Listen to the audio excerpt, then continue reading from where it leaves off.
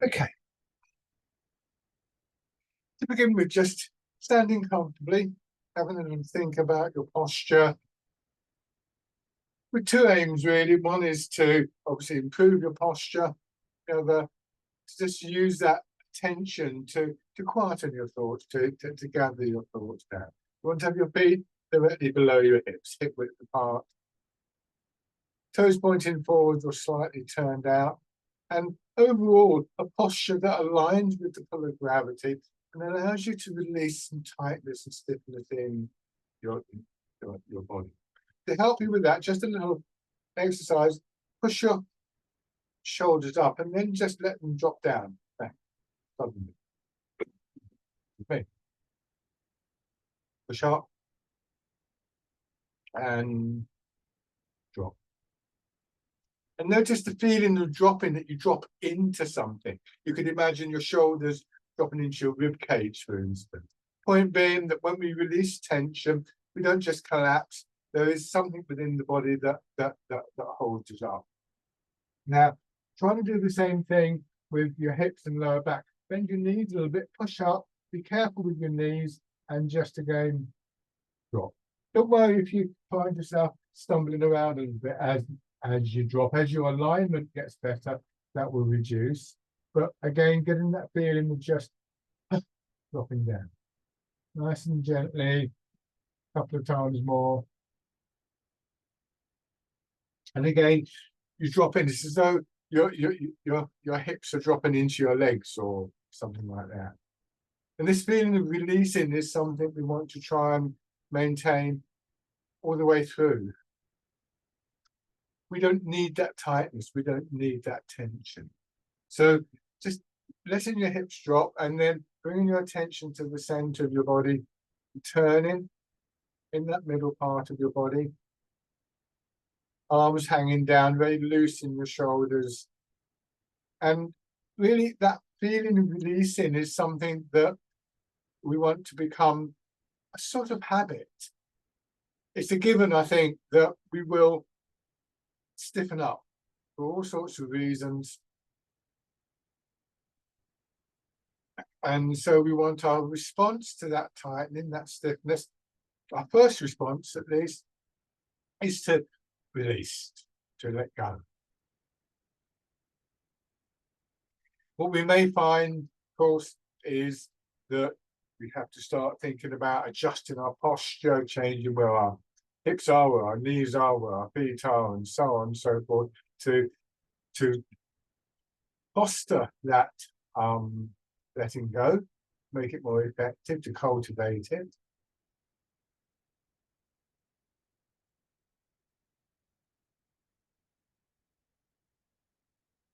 But it's the releasing that we want to be our habitual response. So we start to feel that we can move more easily. When there's less tightness around your hips, you can turn more easily in the hip. When there's less tightness in your shoulders, your arms will swing more freely.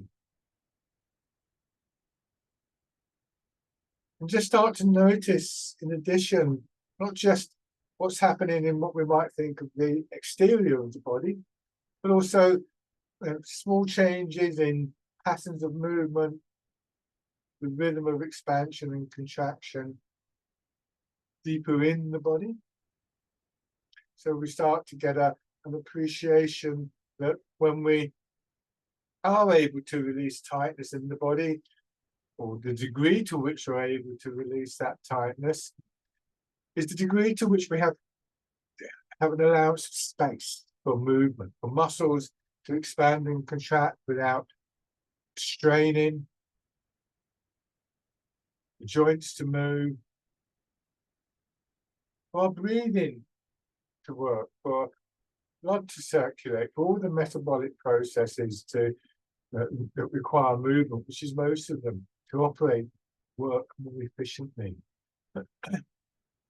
And for the movement itself, the flow, the energy, to begin to build in the body without restriction, so that with the way that we move, with that release of tightness in the body, we're able to generate a flow, a harmony of movement. This flow of energy through the body, or the momentum, or the movement, whatever label you care to put on it, is one of the fundamental outcomes that we look for in Tai Chi. And those of you who've done this before and you've got an idea of how that can feel, sometimes we can sort of not have to go through this process of releasing and checking our posture, but rather we're looking for that familiar feeling. We know how it can feel. We've experienced it before. We can draw it from our memory, and we can direct it at the body. This is intentional movement. So a very important intention is to move in the way that we recognize as being characteristic of Tai Chi. And it's quite interesting to notice as we develop our practice in these arts that our bodies become very good at following intention. So all of these different approaches are valid. They all have their place, and at different times you might want to use a different approach. You might find, oh, just click into the movements. Great, I'm doing Tai Chi, and so on and so forth. But there'll be times when it doesn't work because I can't quite get it. And then we might bring a degree of analysis to the posture. Might recognize that maybe we're a bit tight in our back or something like that, and have a think about how we might be able to just reduce that, or just be patient with the movement. Quite often the movement, the flow of energy itself serves to release those blockages.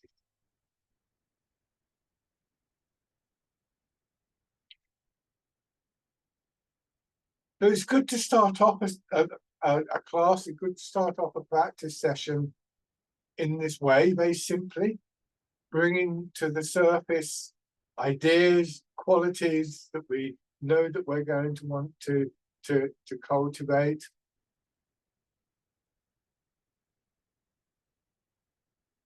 And also these same qualities really are the heart of the practice. So they're the things that we would take with us into our daily lives. Sometimes people say that they're always doing Tai Chi. And they don't mean that they're always doing formal practice, of course, but it does mean that actually what we look for when we're doing the washing up, when we're going to the shops, when we're reading a book, whatever we're doing, we're looking for those same qualities. If you're sitting reading the book, you want your breathing to be nice and smooth. If you're doing the washing up, you don't want to be standing there with your knees stiff, and so on and so forth. And the more that can become intentional, and the more that intention is intuitive, the more we'll find that we benefit from this, not just in the actual practice session, but in our daily lives. And not just in the body, but the association of the mind with these qualities of quietness, of stilling, and indeed of spaciousness in the mind also begin to become quite intuitive. Doesn't mean we never lose them, but it means that we can begin to come back. Raising your arms, no higher than your shoulders, elbows hanging down. So all of these can come into these first two or three these simple exercises. They're good first practices in the morning, even if you do nothing else, spending a few minutes to have a little aerobic quality as well. And we remind ourselves of these qualities, because although they're very natural to us, quite often we habitually avoid them for one reason or another. Drop your hands down. Put one foot forwards, keeping the width of your step, not too long a step, and moving forwards. So these are qualities constantly cultivated. This term cultivation, I think, is a good one to a good way to think about these things, because when if you're a gardener, you know that you don't stop gardening. There's always something to do in a garden. Just because the plant's grown, you don't just walk away and think, oh, I'll just ignore it now. You have to go back to it, weed it, water it, whatever. So that we should think of these qualities not as fixed things, but as processes. If we put a word, if we label something, if we use the word releasing, for instance, it should be a verb, not a noun. It's an ongoing process, something that we do over and over again. So your weight just moving, trying to, even with the faster exercise, give yourself a moment just to settle in. So this is easier, perhaps more obvious when we do it slowly, but think of this in 4 stages. I'll exaggerate. I go 1, 2, 1, 2. Then I go forwards and settle. I let my center turn. I go back and settle. I let my center turn. Those 2 stages will overlap, but it's good to emphasize the settling stage, because it's often the one that we don't get, because you don't really see it. You can see me moving forwards and backwards. You can see my arms swinging around, but a lot of these movements are very subtle and turn-based. And then change over, so your other foot is forwards.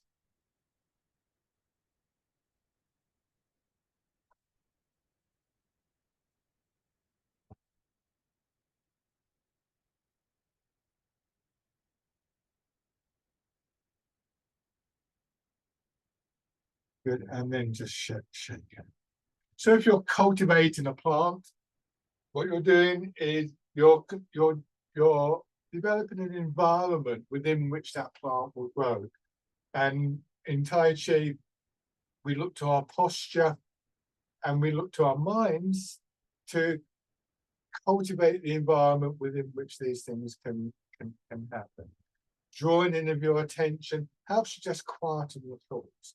But don't expect them just to go away. We're not trying to get rid of our thoughts in any case. And it's one of the more difficult things.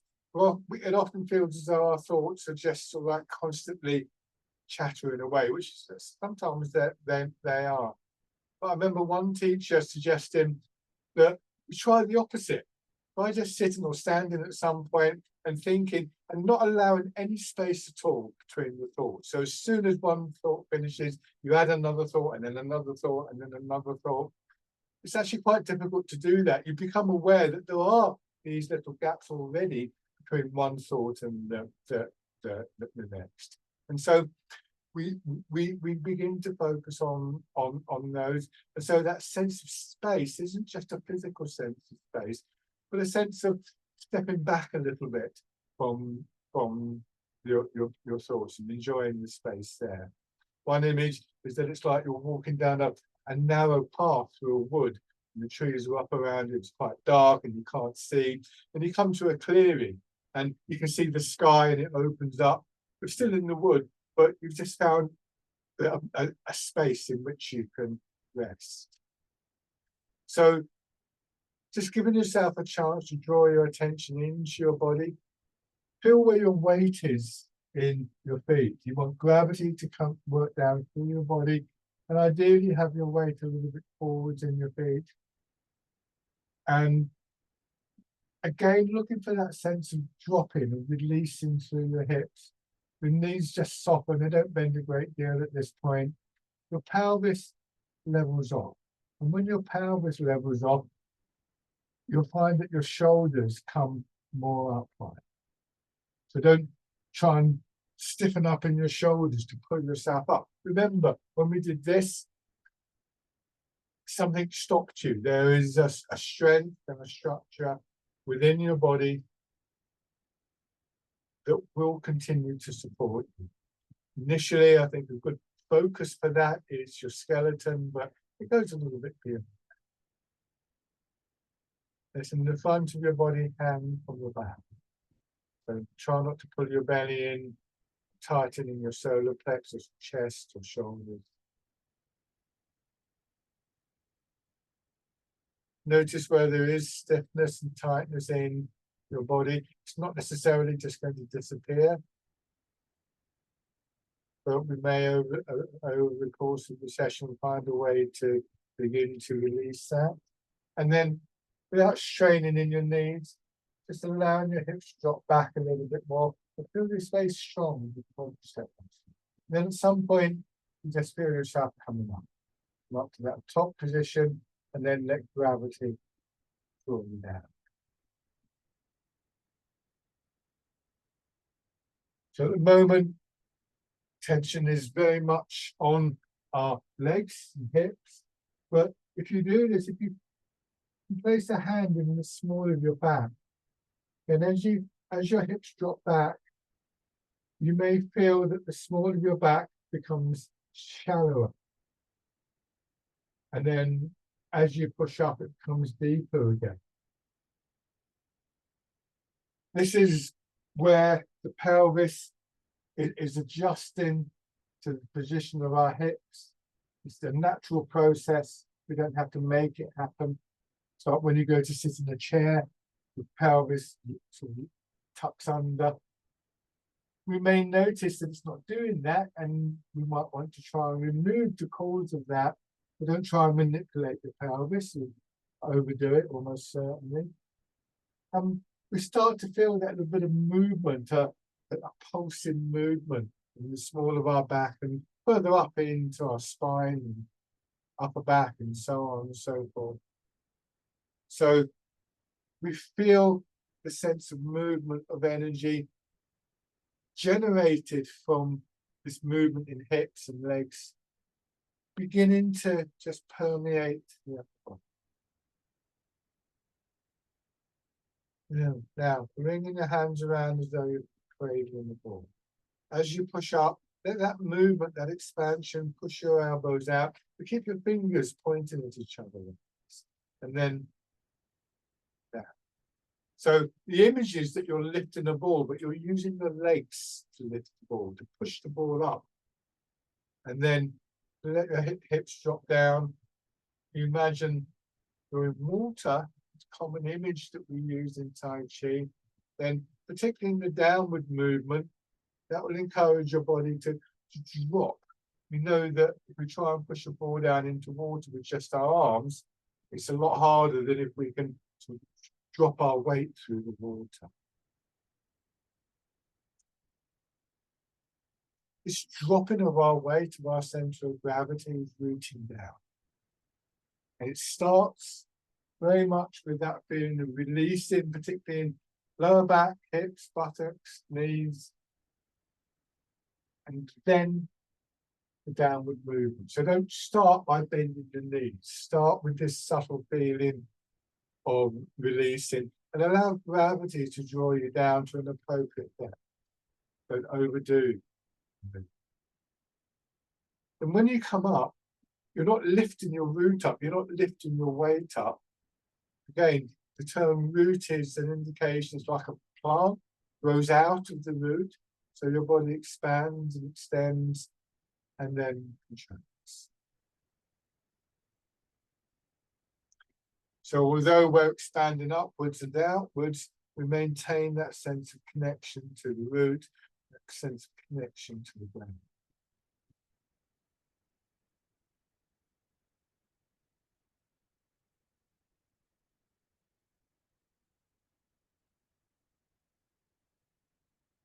Changing the movement, same thing in hips and legs, and turn your hands out.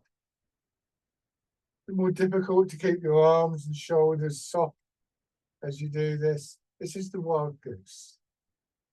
Again, you could think of your elbows. This is exaggerated, but see how my elbows are closer, do just one side, so you can see this is very exaggerated. I push up, I feel the expansion through my body.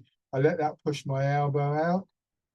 The wrist is flexed, but as my elbow drops, my wrist straightens up, and then I go down, and this happens. This is very exaggerated. I'm doing big movements, so you can maybe get a sense of what you're trying to do. In theory, this should come naturally, but in practice, what we often do is we put too much emphasis our arms and our hands. We try and move our hands. It feels as though you're drawing your fingers up with water or through something thicker like mud. And maybe the image of the bird in flight, or the, have you ever taken a feather and just waved it up and down in the air? And give you an insight into the feeling of the movement. That too feeds into our intention. This time, changing again, letting your hands drop down, cross in front of your belly. Again, the elbows, drawing your fingers up. This time, drawing them around in a circle. And then, yeah, this is parting the clouds. The name reflects that feeling that we can get on a grey day with low cloud, no sunshine, when suddenly there's a break in the cloud and the sun shines through, and everything feels as though it just opens up a bit, it expands.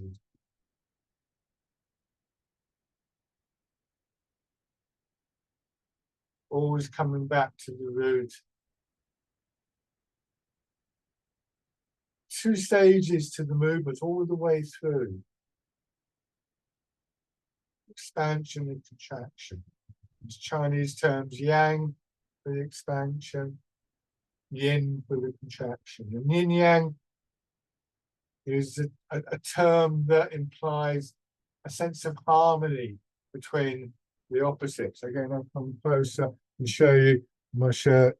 Oh, you can't see it very well, perhaps. There is the Tai Chi symbol with the green and the black moving together, not fighting against each other. Again, that sense of a harmony.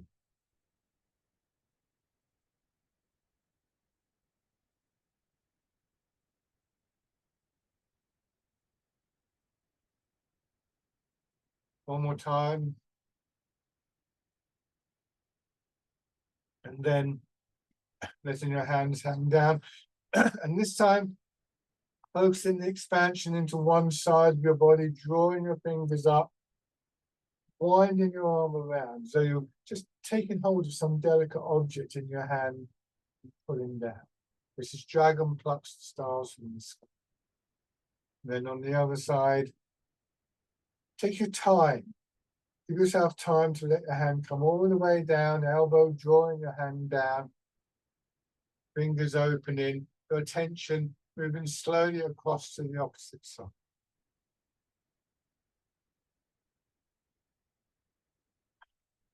The tendency that we have is to overlook the yin aspect of the movements, those aspects of the movement that are drawing inwards, that are releasing. So with this exercise, for instance, we can find this can happen. The hand's coming down, and then suddenly this hand's trying to move. So the tendency in Tai Chi practice is to put a stronger emphasis on the yin aspect, on the trapped in aspect, which is the one where you're more likely to get that feeling of release. Not impossible by any means in the other stage. There's actually something we would look for. But initially, at least, and every now and then for all of us, an emphasis on that yin stage, on the quietening, the stillness, the settling, the spaciousness, and allowing the movement to develop out of that.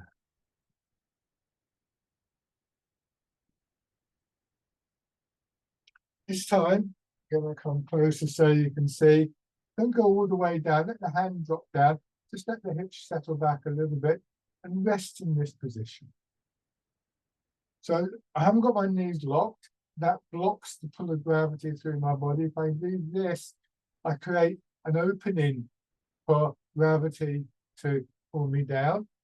And I notice that when I do that, once again, I don't just collapse, hopefully, but there's a resilience within my body, particularly within the legs and within that structure of the skeleton that stops. It's like if you get a something that's a little bit heavy, like a cup or something like that, and put it in a bowl of water.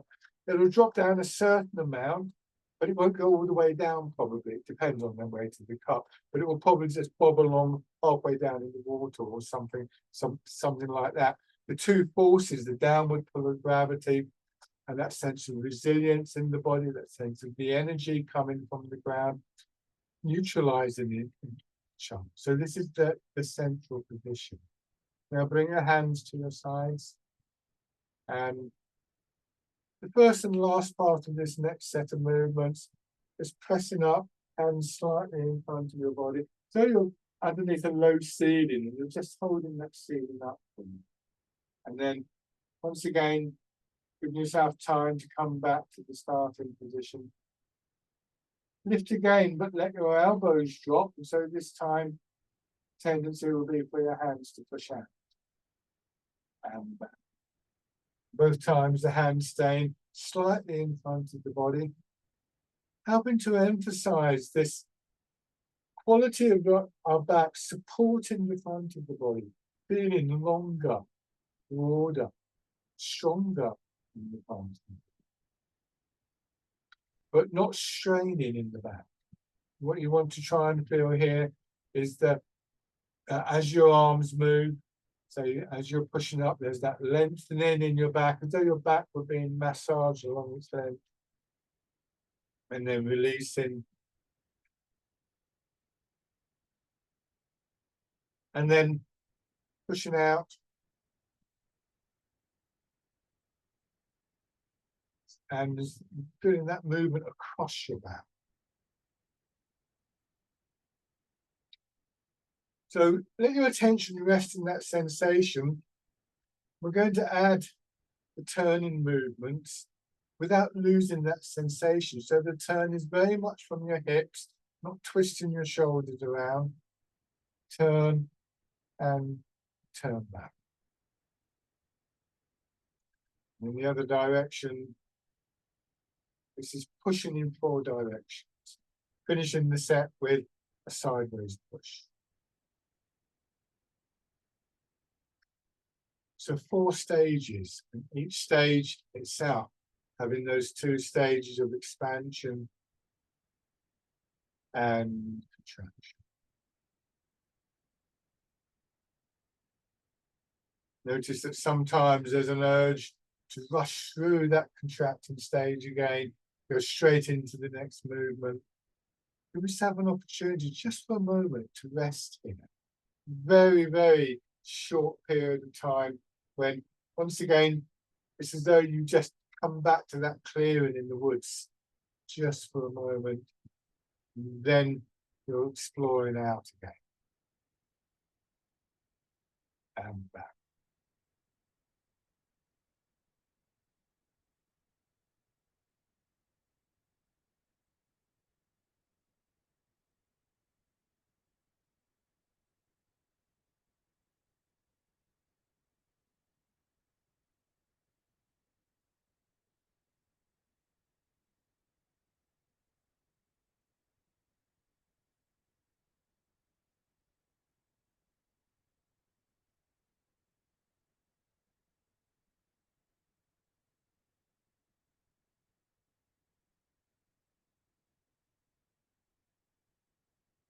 One more round.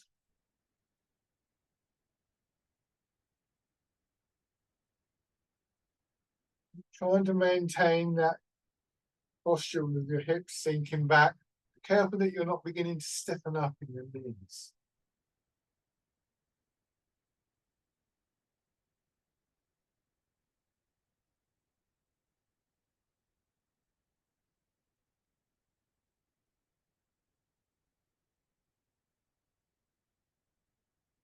And then bringing your hands in, letting them drop down to their full length. And again, on one side of your body, expanding, pushing your arm out this time, letting it swing up, going slightly in front and down the center line of your body, that line from your nose to your navel.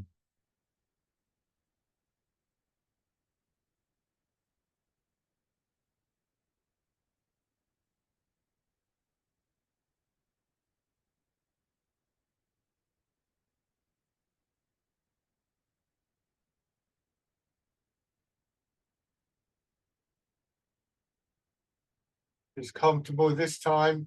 You can once again add a turning movement, and we're not twisting your back up. That will increase the feeling of expansion through that side of your body. When we do these turning movements, we're stimulating the energy in the so-called meridians. The map of the body is used in Chinese medicine with energy channels. There's a number of them that go up through the torso, change sides. In particular, in this side, the gallbladder meridian goes right up the side of your body, from your butt up through the side of your leg. But particularly when we add the turning movements in, we will just gently stimulate the movement in those channels. There's a theory that those roots, rather than channels, we think of them as roots, R-O-U-T-E, pathways. It's theory that they could exist in the fascial layer. So we don't want to tense up. We want to relax the muscles as we turn. Try and feel that this layer within the body, underlying the skin, covering the organs, like a sort of sheet of elastic material, just gently extending and contracting.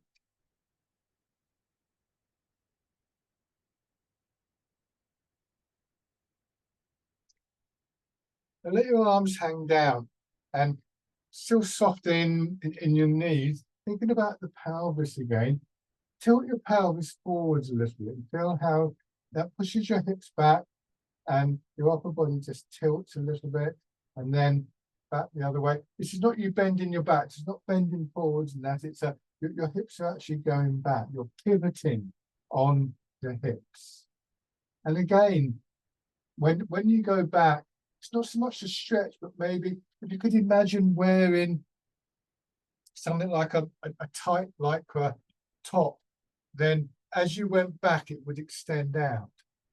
And then it would contract as you go forward and it would extend out in your back. If you can imagine something like that happening within the body. So it's not just to do with joints and muscles.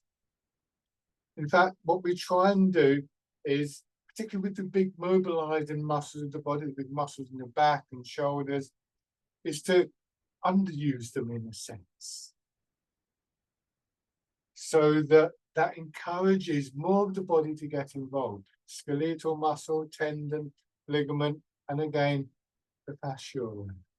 More and more, with modern biological science, they're finding that the fascial layer has quite a profound influence on the body. The research is in its early stages, but it has all sorts of links to internal functions. In Tai Chi, we always try to be aware of more than just individual parts of the body. When one part of the body is in motion, the whole body is in motion. Now we're going to use this action. This time, as you tilt forwards, sink down just a little bit more. And then let the hips drop back, so your head will come up nicely and push up. And ease forwards. Drop back. Be careful of your back, be careful of your knees. For those of you who haven't seen this before, if you're watching on YouTube, I try and do these movements quite big so that you can actually see what I'm doing, but it isn't necessarily the case that bigger movements are better. In fact, quite often, if we are concerned with those other parts of the body than just the big mobilizing muscles, the smaller movements can be more effective. It's not that we're not using those other muscles, it's how we're using them. And then this time, bring your arms into the movement. This is called rowing a boat in the middle of the night. So move as far as you're comfortable moving. And remember, thinking back when I said about that sense of spaciousness within our body, we don't want to lose that. So if you feel as though you could have gone a little bit further at the end of the movement, that's what we're looking for. I can do this, then not, it's still a strong posture, but if I go a little bit further, I get to here, and I go like this, suddenly I can feel my body tightening up. That space is being restricted, and that will restrict the flow of energy.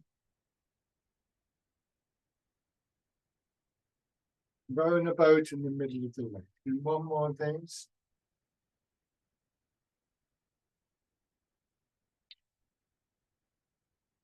And as you come back up this time, hands resting in front of your belly, turn again horizontally and then push your hips back, swing your hips around and come back to the starting position. It's called polishing the table. Turn, push forward, soften your shoulders and back.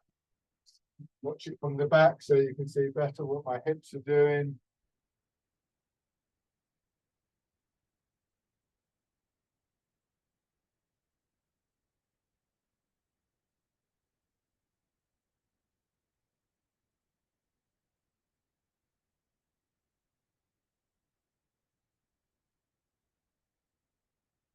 Again, don't overdo the movement.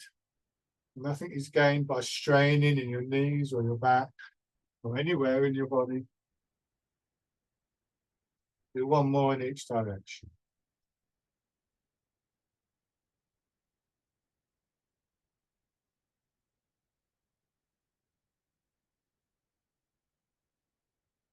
Good. Come to the upright and just do a few swings around, turning still in the center, just to sort of loosen up any tightness that may have built up in your back and shoulder.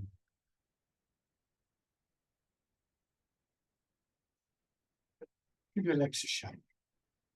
So when we turn horizontally, then our arms move in a particular way. When we turn, when we rotate vertically, it affects the alignment of the body. So this part of the body, the area really from your pelvis to your waist, becomes of primary importance. And it's where we try and focus. It's this part of the body that we want that feeling of the shoulders dropping to drop into in the end. When we drop in the hips, it's this part of the body we want to feel just drop into the ground. It's like you were squatting on the ground or sitting into a chair. And increasingly, we find, going back to another image that I used earlier, that clearing in the forest, that place where you bring your attention to, is also this center part of the body. And if we practice in this way with that awareness, then that becomes more accessible to us. If you walk the pathway often enough, it becomes more familiar. And so we pay a lot of attention to the center of the body. The great thing about this is, of course, that outside of the actual practice of the exercises, again, when we're doing the washing up or walking down the road, the requirement is really fairly simple. We release the tightness in the body, we draw our attention into the center, and we come back to these various beneficial qualities in Tai Chi, the physical qualities, the mental qualities that are so very important. Now, have your feet slightly wider apart, and you notice that my feet are turned out as well now. Moving your weight from side to side, moving your center from side to side. You can think of this as your center dropping through one leg and then feeling the push coming up. So your center's moved across and it drops into the other. As you do this, your center turns. And you could turn either way, really, but the smoother way to turn is to turn in the direction that your feet are pointing. Hold your hands in front of you. Feel them following the movement. You don't have to do anything extra with the hand. But we're going to do a movement called Part the Wild Horse's Mane. It's actually quite a complex movement, but we're going to build it up in simple stages. So this time, move across into your left leg, so mirror my movements. And when you arrive there, just raise the left hand so that you've got this shape there, almost a mirror of your leg, fingers at shoulder, and you're looking across your fingers. Try that on the other side, come into your right, sinking down in the right leg, feeling the push up, bringing your hand to this position. We move across, turn, and we do both movements at the same time.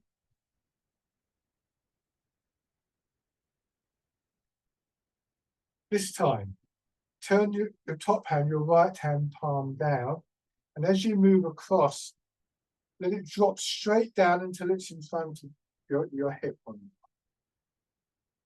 Turn the left hand palm down and right hand palm up and do the same thing. So this is the basic movement. And what we're going to do now is, don't drop the top hand down, move across and turn, draw your arm across your chest, turn your hands palm in, move your way to cross into your right leg, turn to your right.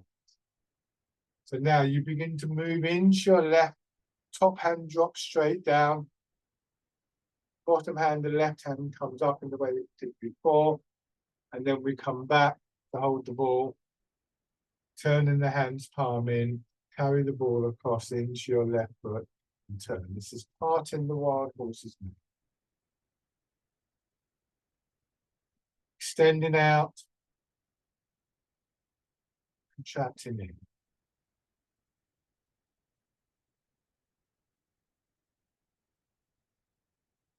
Again, extending out, feeling the opening across your chest, particular, but elsewhere as well, probably.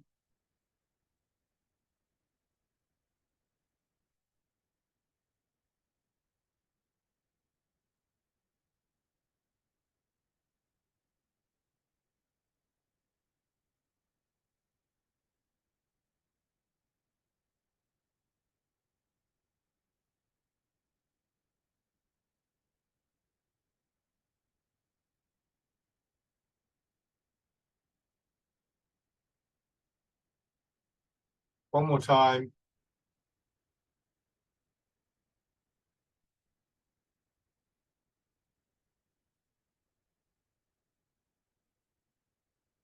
And then shake.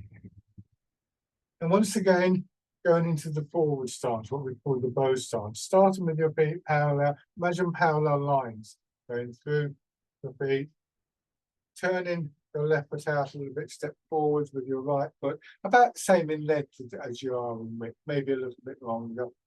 And again, giving yourself a chance to settle. So it feels like I'm doing that. In fact, there really shouldn't be any extra bending of the knee. This is, we feel the release in back, hips, buttocks, knee, and we get that stronger feeling in the leg that releases and moves us forwards.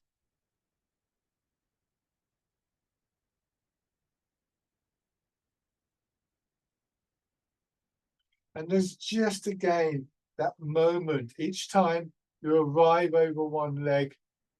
Don't just suddenly go into the next leg. Give yourself a moment to let everything settle. Not so much stopping the movement as it's just slowing it down. I think of those moments as being like a comma in a sentence. You just give a little bit of structure and a little bit of space in the sentence. And so we notice that quality of stillness beginning to arise. And one of the phrases that I love in the Tai Chi writings is that we should seek the stillness within the movement. It's not either or. There is a stillness that imbues the movement. Just as if you're sitting in the forest glade, the forest clearing, the wind blowing through the trees, the plants are moving, there's movement, there's energy around you. It's not an absence of any of that. But for a moment, you can rest in stillness. Now, as you do that, go into your back foot and raise the front toes. More of your weight will go into your foot. I've now got the front foot turned out. I go into the front leg, pushing my back knee forwards again. More of the weight going in. You're trying to just settle over one leg.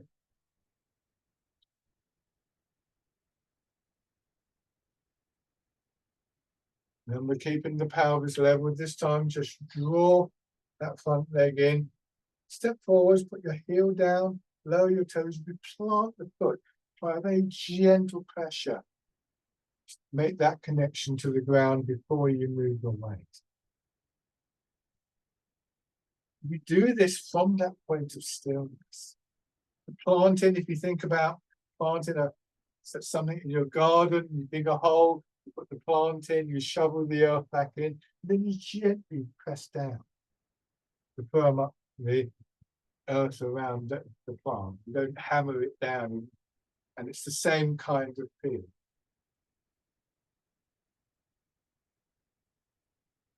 Shake hands. If you do this on uneven ground, that moment of planting gives you an awful lot of information about what's underneath your foot. Quite often there's a bump or a slope or something like that. So now have your left foot forwards, starting off in the same way, just transferring the weight. There's a great deal of energy gets generated in this moving weight that we're going to make use of. This is a very important exercise, also very good for your legs.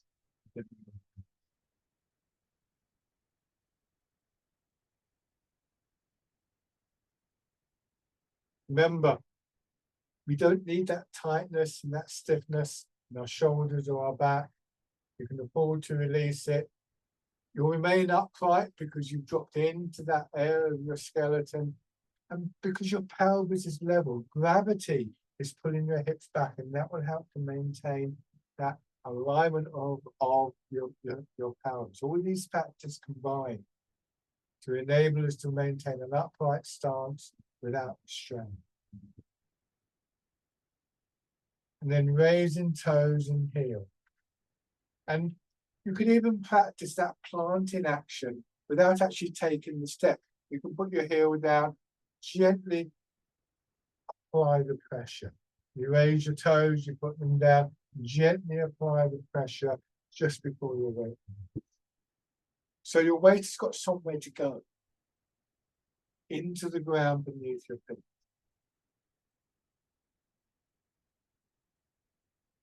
Stepping in. So this helps us to be, oops, there's a wobble there. This helps us to be much more settled and grounded, finding a place for our weight to settle. And that allows for the step.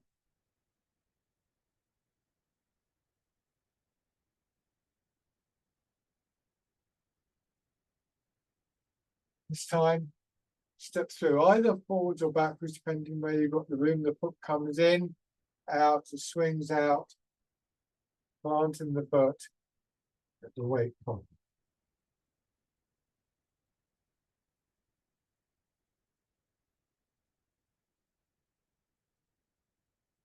Be sure of your support before you take the step. Give yourself this moment in the clearing of the forest.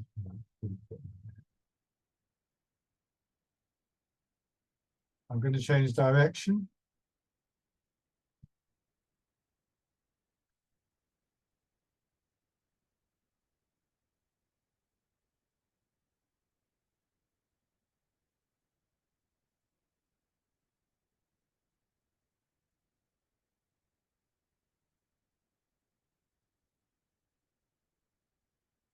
And bring your feet down. I think it's really important to think about things like just ordinary walking. We often don't pay attention to it unless we've had some kind of unfortunate experience where we've lost that ability. It's a good meditative process because it's very, very simple. But we can't always think about our stepping. If you're going to answer the door because the doorbell's ringing, if you're walking to the shops or whatever you're doing, you have other things to deal with. So now we're going to bring the arms back into the movement via the center of the body, and this helps us to create a space, if you like to think of it like that, or part of ourselves that we don't have to think deliberately about. It's not right at the front of our attention, but is aware of, is monitoring that process of walking and the centering, the grounding, all of these things. They're there in the background. We do this a great deal in all sorts of ways. I sometimes describe it as being like the noise of the fridge in the kitchen. You can be standing in the kitchen doing something, suddenly it's like, especially if it's quiet, you go, oh, what was that? And you realise it was the fridge. Stop it. So you were aware of the noise of the fridge, but you weren't thinking, oh, the fridge is making a noise, yeah, it's making a noise. But when it went away, suddenly it came to the front of your mind.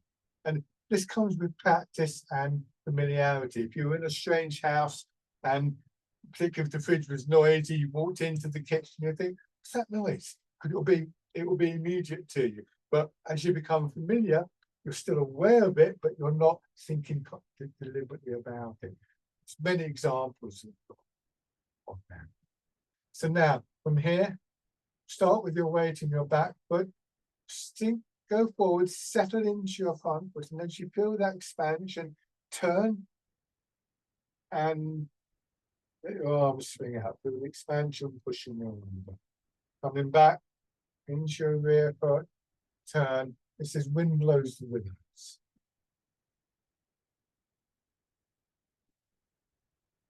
In that moment of settling, that moment when you rest in the clearing, that's when you'll start to really feel that upward expansion.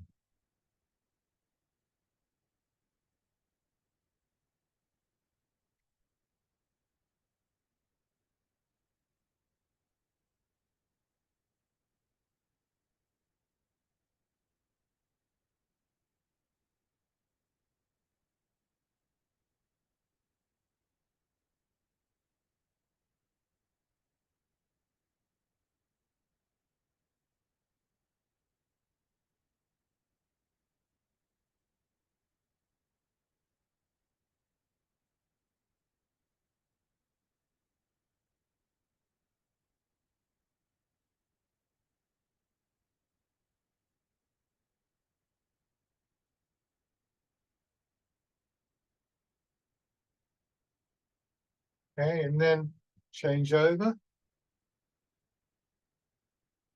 Start with your weight in the back foot, easing forward, settling in, and turning. Feeling the expansion, contraction. Wind blows the windows.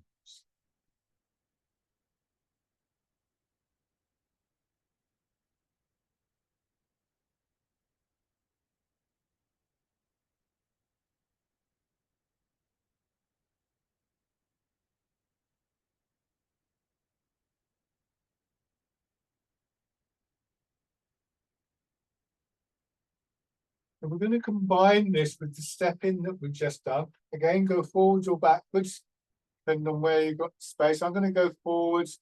I let my back knee come forwards. I'll bring my foot in, and then I step forwards, planting the foot, going forwards, settling into the front foot, back knee, bends in, bringing the foot in, just aware of my posture here. And then this time, assuming my posture's up for it, I'll bring my foot in, I just raise my leg, rotating the hip rotator. This is dragonfly skim of the water. Feel your hips dropping back. Feel your weight sinking down. The body nicely aligned. You don't have to raise the leg high, but just for a moment, there's a sense, almost as though you're hovering there, like a dragonfly will hover above the water.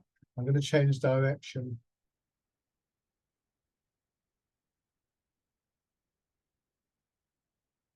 If you feel that you're wobbling around a little bit, everybody does that. There'll always be those times when you do.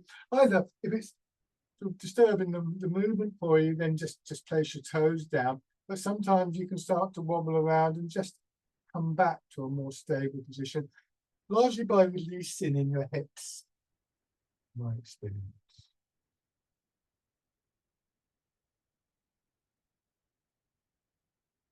Change direction again.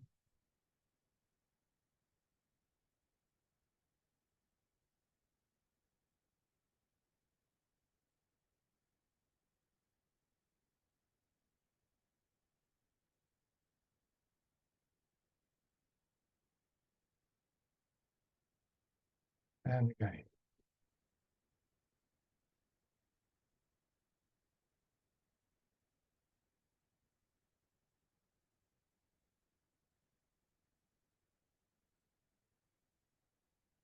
One more time.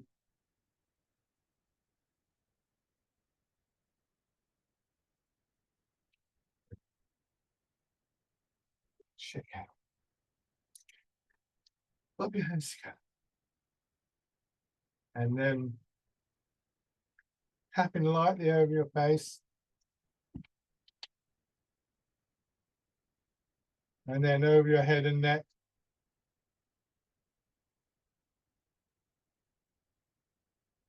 Down to one shoulder. And your arm.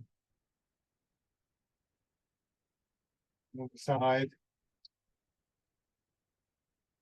And on your back. And around your hips. Going down the outside of the legs. It will help to release some of the tightness that may have built up in the muscles, particularly in your legs. It's also a very good exercise for bringing your attention into your body once again. Light on your belly, and finally the upper part of the chest. So just to remind people that there'll be no live classes next week. And also the week after that, the 26th of August is the bank holiday, so no Monday class. So our next live class will be on, I think it's the 29th, so Thursday the 29th of August. And after that, we'll be back to our normal routine. So, okay, the last exercise, embraced tiger, return to the mountain. The mountain can be a lovely symbol of a lot of the qualities, the stillness, the spaciousness, strength, the root of the body and mind. This is like, you can think of this coming back to the clearing. The tiger is often seen as everyday life. We get pulled out of these things all the time. Remember I said these things that we do, we put a label on them, they're verbs, not nouns, they're processes, not fixed things. The important thing is to find a way to come back, find your way back to the clearing. So now just sinking down, pushing up, feeling your arms coming up, feeling how your arms get heavier as they rise, and then elbows dropping, bringing your hands around, as though you're going to hold the ball against your chest. Your elbows being drawn down, hands come in, and then sinking back down. And again, don't rush into the next cycle. Let your hands drop. Once again, a little kind of comma in the sentence, and then we start again. Embrace tiger, return to the mountain. And whatever image, whatever sensation or process in your body or your mind works for you is a good one, or good ones are good ones if there's more than one, to make note of. These are the things that in your daily life will be of most use to you.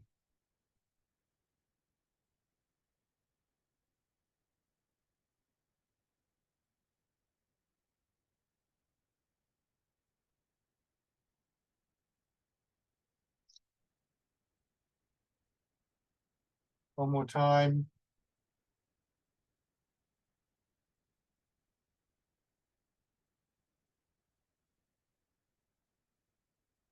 And stand.